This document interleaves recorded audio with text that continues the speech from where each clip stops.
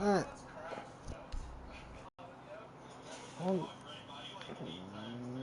Use reflex. Flash hider. Either flash hider or compensator. I really can't tell the difference. And then for your grip, use angled grip. And then no laser.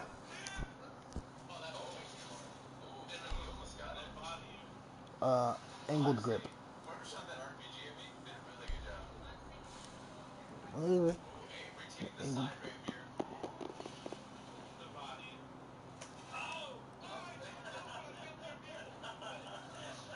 You use the PMM because GSH 18 in sight is might be confusing as hell for you. And then for that, for it's no,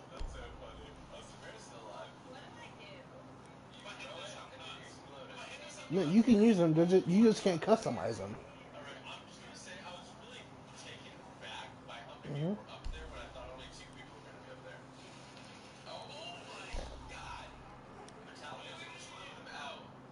All right, now come on, we're gonna go play this. Okay, you ready? Oh my God, it's gonna be a little baby. All right, all right, all right, all right. Look, I'm gonna see how good you are. I'm gonna see if you're better than me.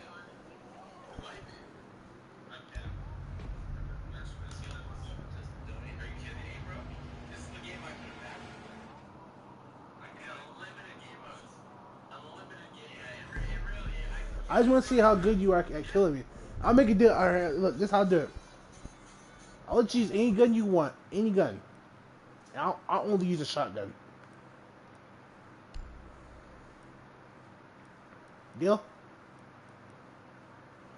You can use any gun you want. I mean, any gun. All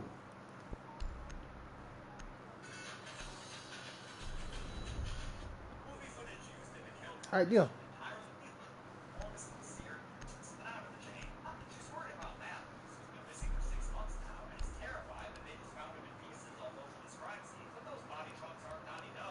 You can change it if you want.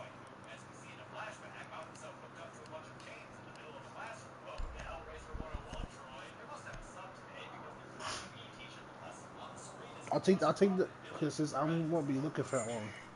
We need to locate a bomb. Are you watching Saw? 10 seconds to Talk go. to my brother. Hey Jordan, what are you watching? 5 seconds. What were you watching? Dead meat, kill count or something. Your mission is to locate and defuse a bomb. You have dropped the diffuser. I might watch that.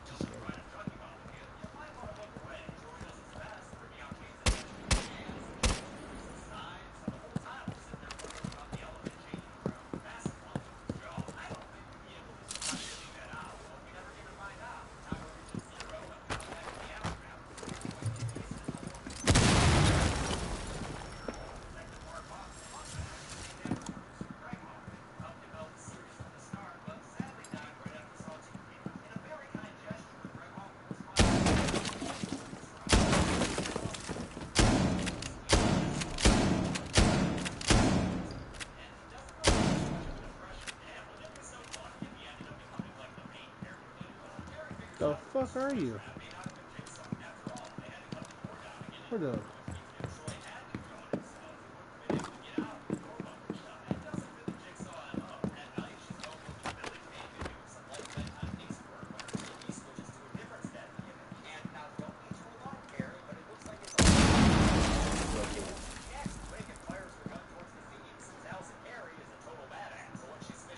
What do you gotta get off?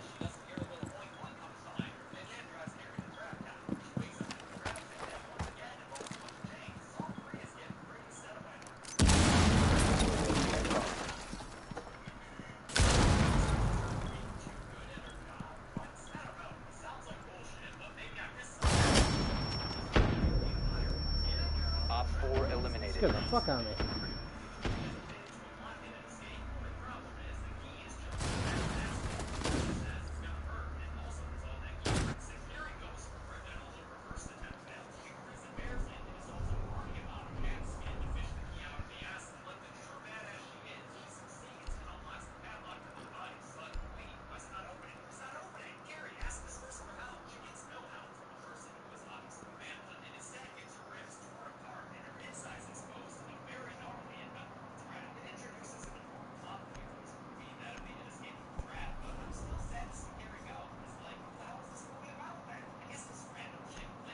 You can pretty much use it whenever you are not. I mean, not. Yeah.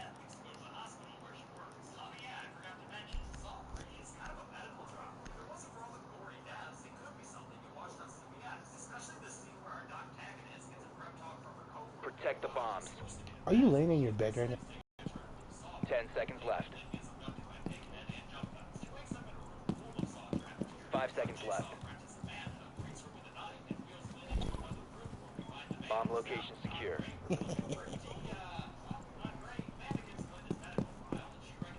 Mm-hmm. I honestly don't know. I was gonna change it.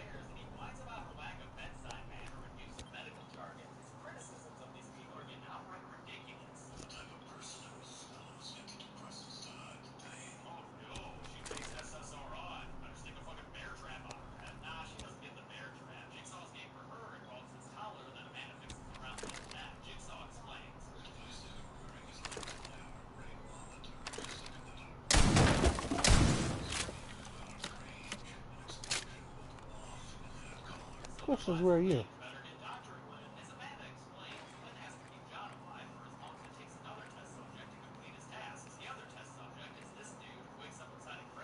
Why are you scared for?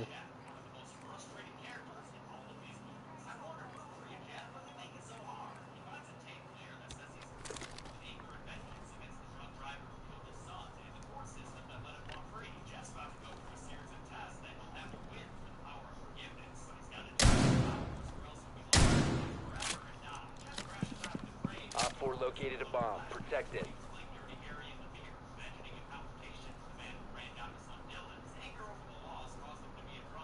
Go back to that door again.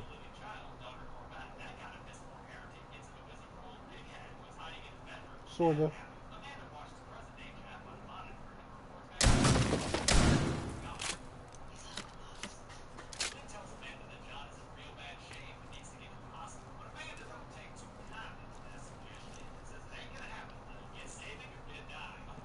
Why are you pulling for it?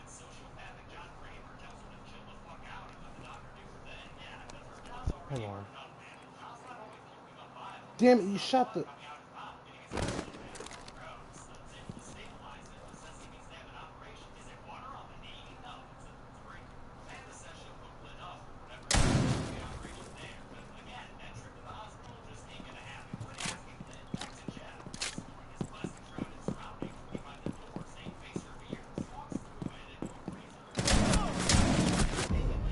Oh, you're a motherfucker. Mission failed. All friendlies have been neutralized.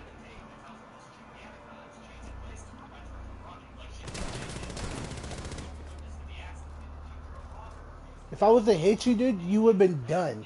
The thing does 125 damage per hit. You're lucky, okay? You're one lucky motherfucker, okay?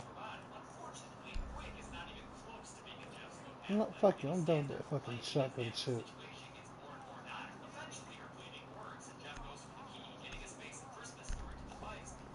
I don't care.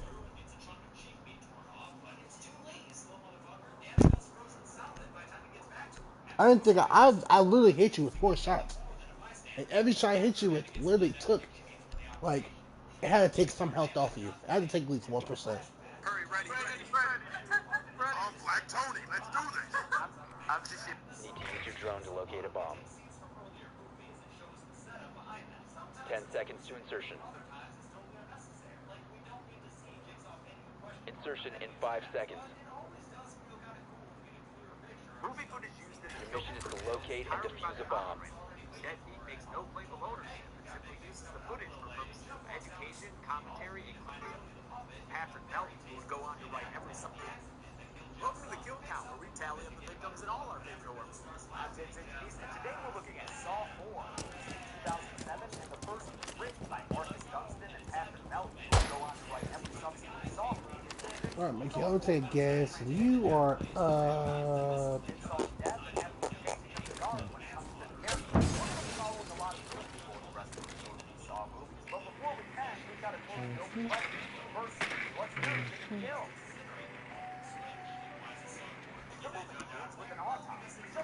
Where you at, Michaela? Bomb has been located.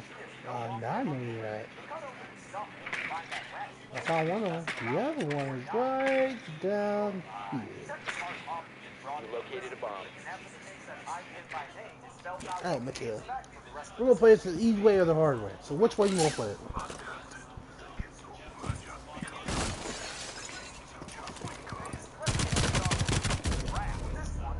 Op 4 neutralized.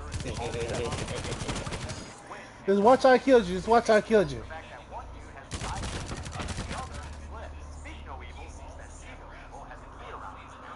Just then the witch gets triggered and their chains start getting yanked towards a very serious demise. The blind dude, Trevor, gets scared and thrashes out, but despite taking a hook to the leg, the bungler succeeds in overcoming him and grabbing the key, as we see the new and improved CGI blood. Oh wait, no, it looks like shit. How you about to have CGI blood splatters in a series known for its gruesome gore? This looks like the effect I used when I had an alien pop out of my chest. To get him off his frickin' case, Lip Guy gets Eye Guy down over the winch and beats him to death with a hammer, hitting him in the head over and over until the threat has been subdued, giving us the first kill of the movie. He finally frees himself from both the chains and the lip stitches when he rips them open, crying out for a title card. Saw 4, baby! A bunch of cops are doing cop stuff, led by Eric Rigg, now on his third Saw movie, and Mark Hoffman, who's slowly trying to make a name for himself in this franchise. You know who already had made a name for herself? Carrie, whose body they find strung up and infested with rats. Ew, somebody get those rats off her. Somebody get those rats off her. Yeah, that's what I'm saying. Rigg is real upset and tells Hoffman how he wishes he could have saved Carrie. In fact, he wishes he could save everyone. Honestly, I don't know.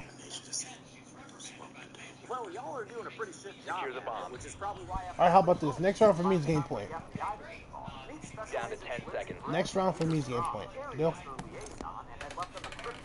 Down to 5 seconds. Game point.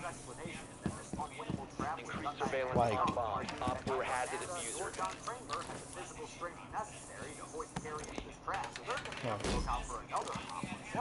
Pretty much, if I win, pretty much next game is like winning game. Like, game point. Like, for me, it's game point. So if I win this round, it gets game over. Deal?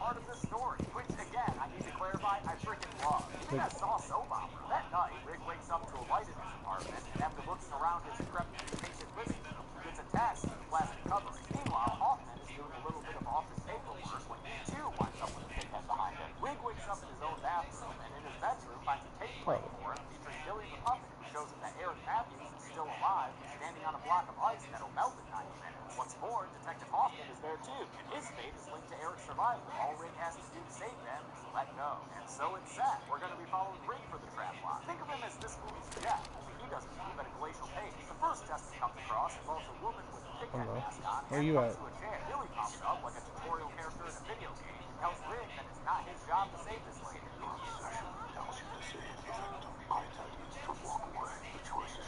Rick may be faster than that, but he's just as bad a listener. He goes to save her anyway, and that results Oh, no, do you hear me? that yanks her hair back into its gear. He goes to cut her hair, but all his scissors and kitchen knives are why are you taking out my damn cameras, dude? But that just makes it angrier. The woman's scalp begins to tear off. Stop taking out all my cameras. Damn pesky before Rick is able to find all the numbers he needs for the combination and finally frees her from the world's deadliest tension headache. He runs off to find something to help her with, but she goes for a hidden cubby knife and attacks him when he returns. He subdues her by grabbing her by her squishy scalp and throwing her straight into another scene. Whoa, Saw 4, what the fuck? This movie's got a ton of those crazy Saw transitions, but unfortunately I won't have the time to show you all that. So go watch the movie. It's worth it for them alone. That scene is short and sweet, showing the feds finding out about gunshots reported from Rick's apartment. Back to Rick, who plays a tape that scalp lady had in her hand. Her name is Brenda, and on the tape, Jigsaw Be tells her that advised, if Rick Op 4 has successfully located a saves her, bomb. her job is to then kill him, because otherwise they'll put her in jail with all the picture evidence hanging up, showing that she's an escort. But instead of trying to take her in, Rick just goes to live one from a motel, alongside a note that says one key will save a Somewhere. life and the other will end one. He takes both for good measure and heads out to save Matthew's office. Matthews, with a kick-ass logo leaning over his fucked up foot, and a flashback filmed in the gap. Op 4 eliminated. Did you walk into one of them? Oh, you walked into them. Alright, that's a game. Setting up a trap involving the door and sitting down behind a row of monitors to settle in for a long day of accomplice work. The police force gets Alright, let's go into this game. Alright, oh. Crap, alright, I guess it is for points. Shit. I'm just gonna play this last round. Detectives' lives may be in danger, and on the wall, Perez finds pictures of Matthews and Hawk. There's also pictures of other people who are going to wind up in Jigsaw's trap. Perez figures that all this shit around Riggs' apartment is just a setup to make Rick look like an accomplice. A setup for his alibi. Everyone around him keeps telling him where his... Now, Strahm is starting to suspect Rick, or maybe Jigsaw's dream like these pictures are everywhere. Rick goes to a motel and enters the room he has a key to. There's a box on the bed there, and inside is a complimentary pig head mask. There's also a tape player that tells Rick he's got to help the motel's guest worker, pictured here, save himself. Careful, Rick, there are security cams everywhere, so you better hide your identity and dig up. He uses the clerk's dog to lure him upstairs and then holds him at gunpoint. He forces the clerk, Ivan, into a red-tinted room with photographic evidence of the dude's crime. He was a serial rapist, so yeah, looks like Jigsaw has some on-theme punishment in mind for him. Rick finds another tape player in the red room. 10 seconds to Jigsaw must insertion. have been single-handedly keeping Radio Shack afloat his last few years. This one says that Rick must force Ivan into the position to save himself if he wants to get closer to saving Matthews. Just to make sure we all understand that Ivan is guilty. There's videotape evidence of his crime, so yeah, this guy sucks. Rick forces him into the shackles on the bed, and when he's all tucked in tight, Rick gives him the tools that a note says will save his life. Another tape tells Ivan that he's got to make a choice. Your eyes, which have led you blindly astray, or your body, which has caused those around you contentment suffering. Rick leaves as the 60-second timer for Ivan begins. Somewhat surprisingly, Ivan jumps right in with the first handle and activates the trap to stab out one of his eyes. But before he can muster up the courage to blind himself completely, the timer runs out and he gets drawn and quartered. Torture traps just flinging his body parts all over the goddamn room. It's a brutal kill, but it's done in quick cuts that don't linger too long. Awesome. Outside the room, Rick's latest note tells him to become the teacher and go back to where it all began. A flashback shows him talking to a little girl who's been physically abused, but she's too afraid to tell on her father, his finger-wagging brother. Rick is pissed about both his dad, Rex, and his wife, Morgan, who doesn't do anything to stop him. Well, so you're upstairs now. Okay. Rex yells that Rick just made the biggest mistake of his life. Hoping to find more clues, the Fed questions Bill Tuck, Jigsaw's dream lady from You the have located a bomb. who's revealed to be his ex-wife. Her photos were in Rick's apartment, and the motto of her drug clinic, Cherish Your Life, was found in Sarah's murder scene. But as the All I gotta do is find you. flashback shows her and John's relationship. The first takes I place found in you. the clinic, where this drug-abused Cecil got real aggressive and wound up in a fight with... Oh, I see you hiding. Saw too, the victim of the Magnum eye hole trap. Cecil almost elevated the fight to the switchblade territory before John Kramer showed up, did his best to use Eastwood impression to stop him. Another flashback shows John introducing Jill to his new work gun, which he's used to build baby crib, and little first edition Billy. I don't know what am I gonna do. Strong tells her to get to the goddamn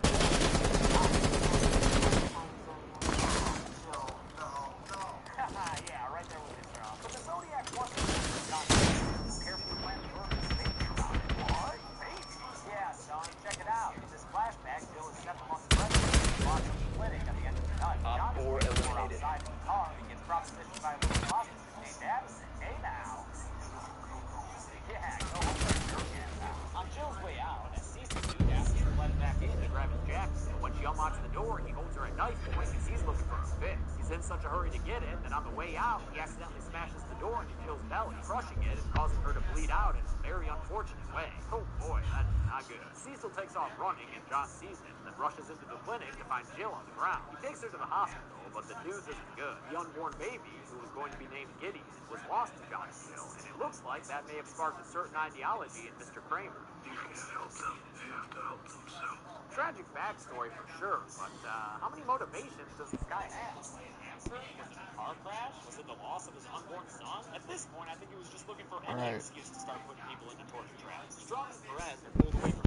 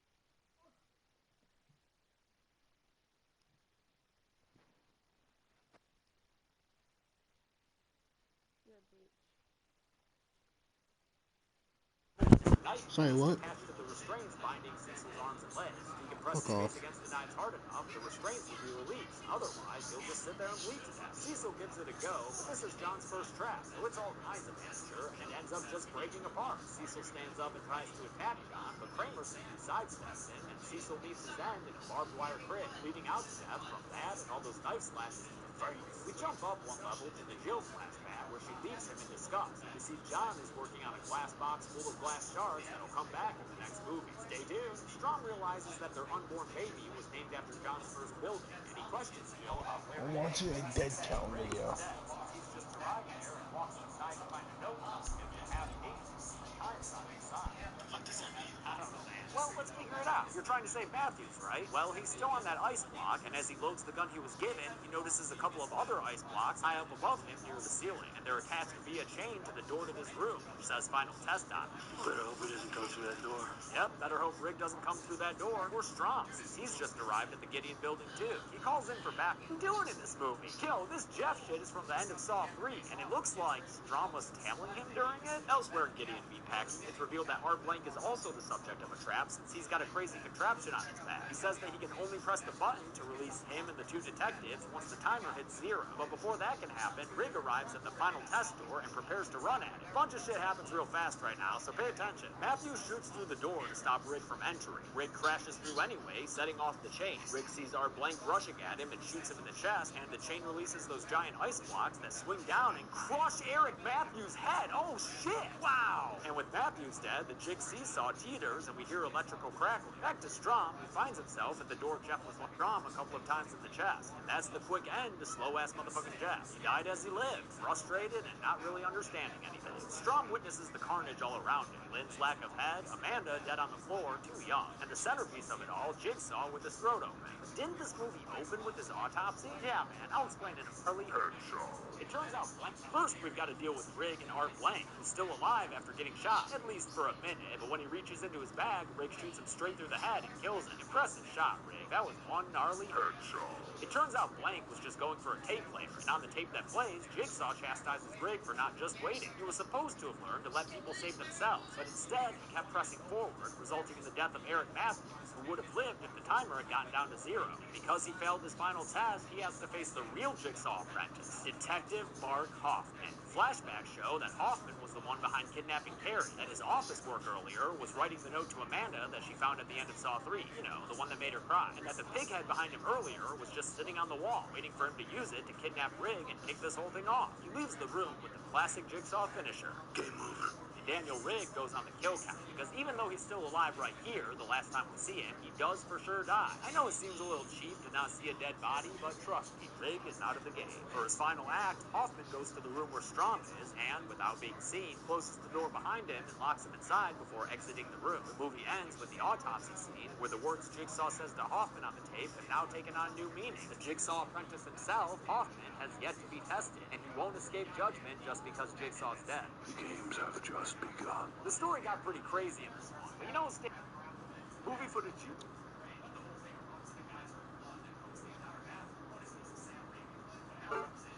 Welcome to the Kill Count, where we tally up the victims in all our favorite horror movies. I'm James Nation and today we're looking at, nice little now trying to tidy up all the loose just about the amount of time Seth's that's about to be slowed. The blade starts swinging, and it is instantly one of the scariest traps we've ever seen. Just the sound of this thing would make me poop my pants. Seth's underwear may or may not be soiled, but he is scared enough to follow the rules and put both his hands into those vices, crushing them like red pepper. After that excruciating experience is over, the vices let go, but the blade keeps on a-coming. As the blade cuts into Seth, he looks over to see the eye of someone watching him from behind a screen. His last words are quiet indignation.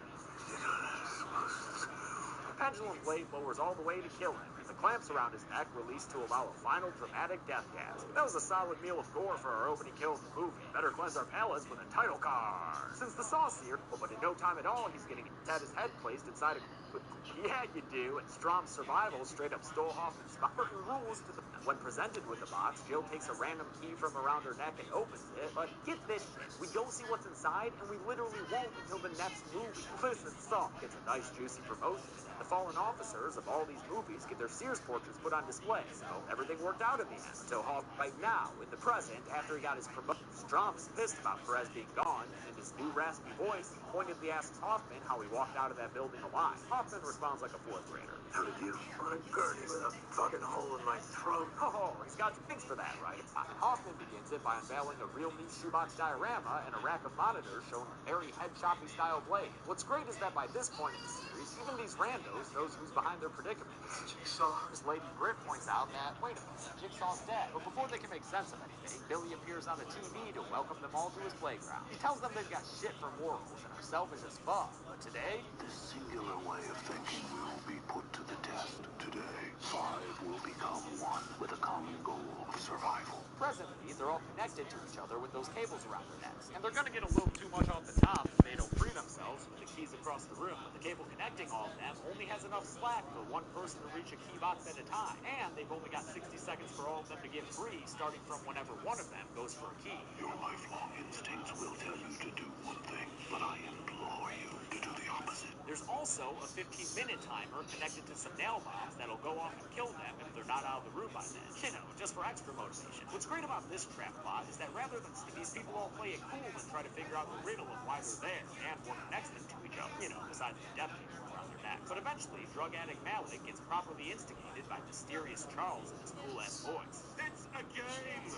Tweaker! Malik makes a selfish run for a key and it sets off the timer. Charles uses his strength to stop Malik and then retrieve his key first. Then he steps back to give the cable some slack so these ladies Luba and Britt can take individual turns getting their own keys. But Malik and this Ashley chick can't seem to work together. And although Malik is able to retrieve his key and join the others in safety, the timer runs out on Ashley and she's pulled back into the razor, giving her a cartoony decapitation. The effects on the corpse after the fact are just fine, but that kill's gotta have the worst effects we've seen in the series so far. The door opens and they move on, but not before Britt collects all the keys in the room. What are you doing? Being smart. Complot time, where Strom is sneaking into work to collect some unapproved overtime. He looks up Hoffman's records and finds out that Seth Baxter, the dude killed by the pendulum blade in the beginning, had actually murdered his wife, who it turns out was Hoffman's sister, as this unevenly exposed funeral picture reveals. Crazy stuff. Let's just click through some more plot stuff here for good measure. Great, yeah, get a close-up on that plot stuff, sure. On his way out, Strom is stopped by Erickson, but he plays it off by saying he's just collecting his things before taking time off, you know, gross stuff. Strom goes back to the scene of Seth Baxter's murder and inspects everything there, including the tortured Gloria. Glory hole? The flashback shows it was Hoffman's eye behind the opening kill, and that he cut out a fleshy jigsaw piece with an invitation to the real deal. As the detective on the case, Hoffman admitted that he knew the victim as the man who murdered his sister. I guess that didn't raise any red flags at the time. In the present, Strom just kind of intuits this all on his own. Killed him. Made it look like a jigsaw trap. I got you. In the next room, the trap plot folks suss out their stories, and headless chick Ashley was a fire inspector, Luba is a corrupt city planner, Britt is a VP of a real estate company, and Malik is a trust fund drug addict. Charles already knew all of this because he's an investigative journalist. Billy howdy news his way into the story to tell them that the 4 safety chambers they see will protect them from this room's bomb when it goes off. But there are only 3 keys hidden in the glass jars hanging above their heads. They've only got a minute, so Charles incapacitates Malik, citing survival of the fittest, and starts breaking these jars open like he's a gold star pinata busting champion. But after he takes a key from Malik's hand, he becomes the pinata himself. Survival of the fittest, my ass. Britt, Luba, and Malik are able to get to safety inside the chambers, right as the timer reaches 0. Charles gets killed in the ensuing explosion. Consider it luck, Chuck. You probably have the quickest death of this entire franchise. And yet, it's still got some nice gore to it. Back to a complot flashback. After Hoffman investigated this one must have been getting knocked the fuck out. Hoffman wakes up in Jigsaw's starter workshop that we saw in the last movie. John says he knows all about Hoffman and his sister's murder. Since we see it in a flashback, I'll put it on the count. And yes, I should have done the same with Jeff and Lynn's son Dylan in Saw 3. My bad for not including it. Although John sympathizes with me, but he really seems like he's willing to... Fuck you. He's all like, see, the shit I do will instantly rehabilitate anyone. And then he introduces himself to Hoffman as the man they call Jigsaw. Yeah, John. Hoffman was probably able to detect that one out by now. Hoffman's given a choice. Arrest John and have the beans spilled on his Seth Baxter murder, or become a student of Jigsaw. I could kill you right now, but you're not a true killer. But you just said... Whatever, John. You know what happens in the end. Jigsaw gets Darth Hoffman as an apprentice. In the present, Hoffman calls up Bluetooth Erickson and casts some shade on Strom, hinting in all sorts of ways that he could be the Jigsaw accomplice they've been looking for. Erickson grows more receptive to the propaganda when he finds the Jigsaw files missing from the office and figures out Strom must have stolen them. Meanwhile, Strom's just taking a waltz down Saw memory lane, checking out this still unclean scene of the first movie's razor wire Saw trap, which was the trap that gave us our first ever on-screen Saw victim. We see a flashback in which the victim, Paul, gets attacked by a pair of pigheads. During the fight with Biker Pighead, Paul gets stabbed with a needle by Red Rope Pighead, who is John Kramer rocking a bomb-ass bald head and a slick goatee. No wonder Hoffman's on board. This flashback is one of those where we watch old stuff played out more in depth, but it's done in a cool style, and like I said before, seeing the fuller picture of the storyline always feels kind of neat. Also, turns out that Hoffman had warned Jigsaw of Detective Taft closing in on him, so Jigsaw planted Dr. Gordon's pen light on the scene and had Hoffman lead Taft to Gordon as a suspect. Further flashbacks show Hoffman helping John set up the nerve gas house party and complaining about Amanda's outsized role in that affair. Because remember, now we know that Hoffman was Jigsaw's apprentice before Amanda Young came on the scene. The remaining trap plot trio gets into their next room, where there's a scrub-a-dub tub in the middle. Bath time Billy shows up to tell them that in order to open the 5 locks on the door to the next room, the 5 circuits powering them must be closed by connecting the 5 cords to the bathwater. Will bridge the gap. The choice is yours. The 3-minute timer starts, and Luba takes over the pinata wagon role by knocking Malik into the tub so she can attach the cables to him and get the hell out of it. But Britt has a different plan and kills Luba with a single stab to the neck. I was kind of surprised by how easily Luba died here, but I guess they needed her dead fast, so Britt and Malik could easily prep her corpse for tubby time. They put her in the water and attach each of the 5 electrical cables to her body. The final attachment is an undercutting head stab, and with that, the door to the next room opens, and the trap plot twosome escapes another round of nail bombs. Bluetooth Erickson gets a visit from Jill Todd, last seen with her bequeathment box, and she tells him that she thinks Agent Strom is following her, raising his suspicions even further. But right now, all Strom's doing is continuing to visit old Saw sets and trigger more flashbacks. During the Saw 3 era, after Hoffman complained that Jigsaw was giving Amanda too many chances, John was like, "Shut up and do my work, henchman," Hoffman, and gave him a file folder with pictures of the Fatal 5, meaning John was behind this movie's trap plot. No big surprise. And apparently, Hoffman disappeared through that hidden wall door mere seconds before Lynn and Amanda rolled in to kick off the meat of Saw 3. Strom has a disbelief. Hoffman powers down Strom's cell to make him look extra shady. The simple plan works, and Erickson orders a locator on Strom's phone. Hoffman returns to Trap Plot Central and plants Strom's cell phone at the console. So when the locator finally, locates it, it's that torture headquarters that Erickson rushes off to. The Trap Plot folk are in a room with a crap kit. They don't need no Billy tutorial. There's a beaker and some buzzsaws, and they'll have to fill the beaker with blood to open the next door. At first, they assume they'll have to fight to the death to see who lives. But then they realize they could have all survived these traps by working together. Yeah, no shit, you idiots. But just in case you, the viewer, wants to know how they were supposed to pass each room specifically, here you go. Britt sees that the keys from the first room were all the same, meaning after one person retrieved their key, they all could use the same key to free themselves. The bathroom trap would have worked with all of them getting a survivable shock instead of one person frying like Luba did. And in that second room, those safety chambers could have fit more than one person, which I thought was pretty damn obvious, but I guess the whole thing with these characters is that their instincts are selfish. So it makes sense that they missed it. They're not good people. Billy pops up to confirm everything they've already figured out. And while prepping for the joint blood sacrifice, Malik reveals that he's probably there because he accidentally killed 8 people when he burned down a building in exchange for some heroin. He didn't know that those people were in the building when he burned it down, but apparently Britt did. Turns out she set that plan in motion by paying a drug dealer to hire Malik for the arson, since she needed the land for real estate stuff. The others, Fire Inspector Ashley, Reporter Charles, and City Planner Luba, had all helped cover it up somehow, keeping everyone out of jail. You're a monster! So are you.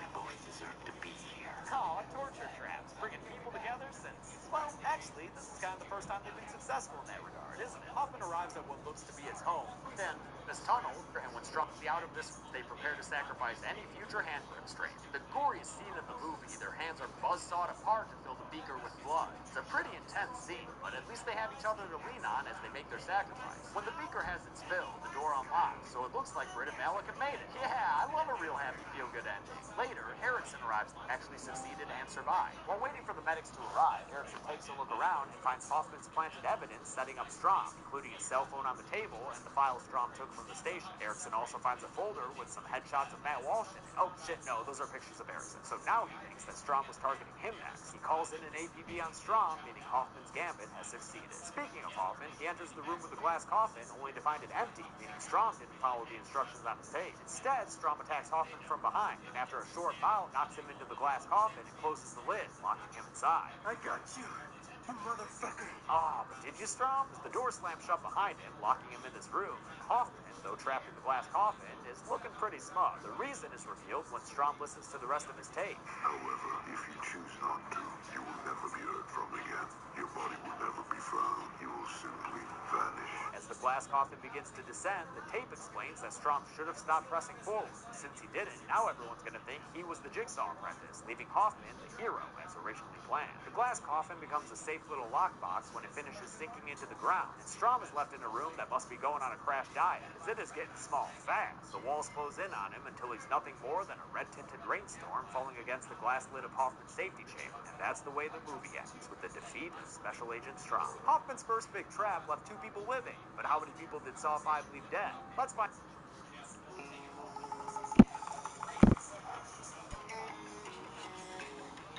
We'll take great care of him. We get it. You got it. Oh, thank you. We're PetSmart.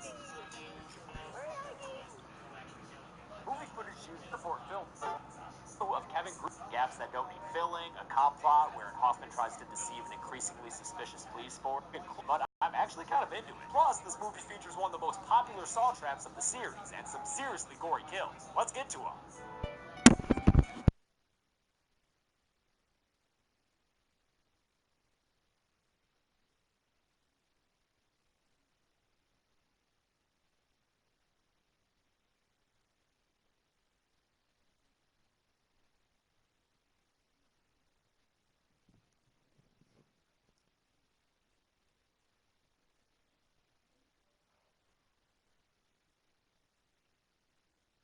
What are you doing? Watching this video.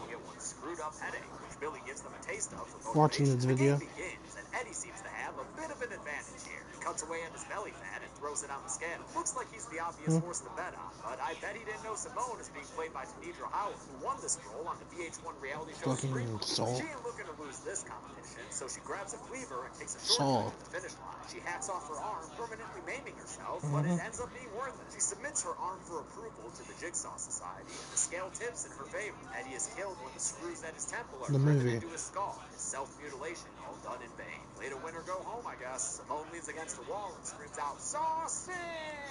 Put together in my old car, the Ford Taurus. You can tell by that oval dash in the show. Then this episode's recap shows us strongly in the clear now. But then he reveals something they had kept hidden just from Agent Lindsay Perez, alive and well, with only a few faint scars left over from her encounter with the blast-off Billy. She does not look comfortable around Hoffman. But the feds still offer her, who recently wrote a book about Jigsaw. She asks Hoffman for help getting at. She responds appropriately. Look at my goddamn arm! What the fuck am I supposed to learn from this, huh?